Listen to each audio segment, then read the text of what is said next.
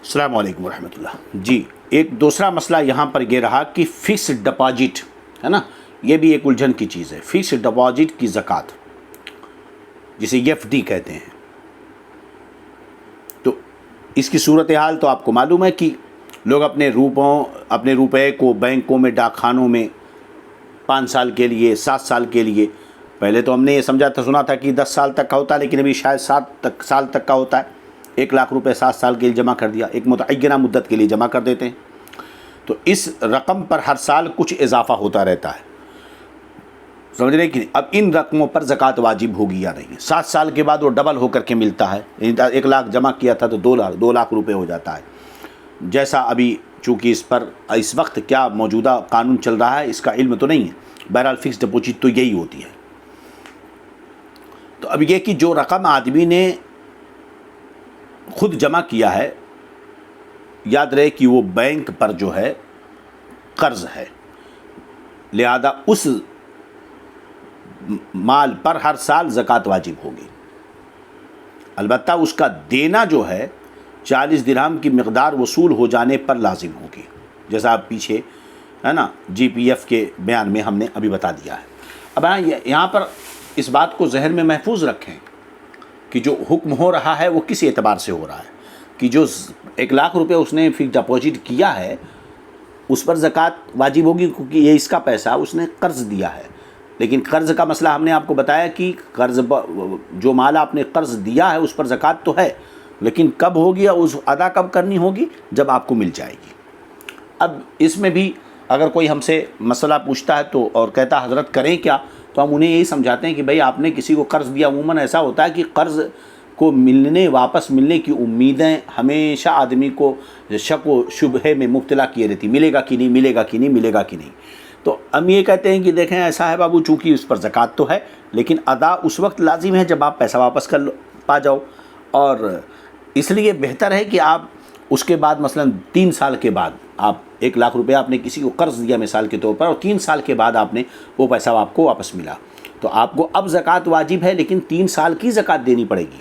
ہے نا۔ 1 لاکھ روپے کی پہلے سال، اب اس میں 2500 نکل گیا، دوسرے سال اس میں 2500 کم کر کے، پھر تیسرے سال اور 2500 اس کے حساب سے کم کر کے، جتنا کم ہوگا اس کے حساب سے، تو زکوٰۃ تو آپ کو ہر سال ادا کرنی ہے بعد میں بھی، تو اس لیے اسی سال ابھی سے نکالتے رہیے، اور اس امید پر کہ اللہ کریم ہے، اس نیک عمل کے صدقے میں اللہ رب العزت آپ کی اس مال کی حفاظت فرمائے گا اور آپ کو وہ مال آسانی سے مل جائے گا جو آپ نے قرض دیا۔ چلیں خیر ٹھیک ہے، تو یہ چیز ہے۔ سیدی اعلیٰ حضرت رضی اللہ تعالی عنہ نے جو حکم فرمایا، ایک جگہ آپ تحریر فرماتے ہیں کہ وہ جب تک بینک میں ہیں اپنے قبضے میں سمجھا جائے گا اور ہر سال اس پر زکوٰۃ واجب ہوگی، سمجھ رہے ہیں کہ نہیں؟ ہاں، اب یہ ہے کہ اس پر ہر سال کچھ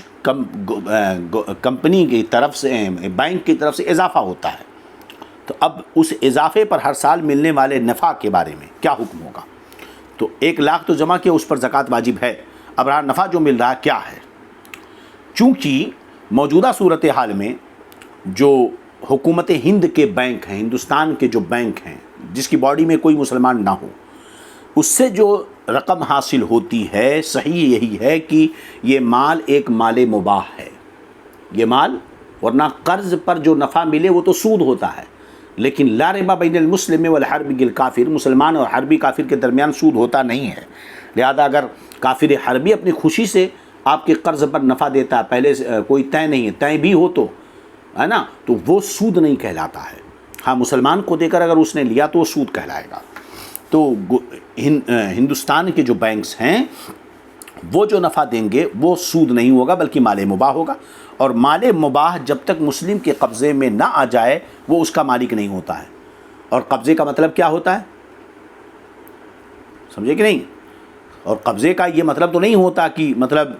وہاں پر لکھ دیا کاپی میں کہ اتنا نفع آپ کا ہوا، اتنا آپ کے کھاتے میں آ گیا،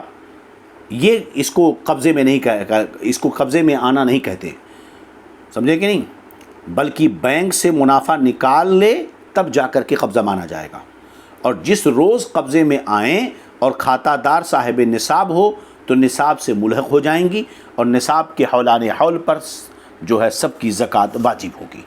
مسئلہ سمجھ میں آیا؟ آپ نے جو 1 لاکھ روپے فکس ڈپوزٹ کیا اس پر تو آپ کو ہر سال زکوٰۃ دینی ہے، لیکن نفع جو آپ کو مل رہا ہے اس پر زکوٰۃ واجب نہیں ہوگی۔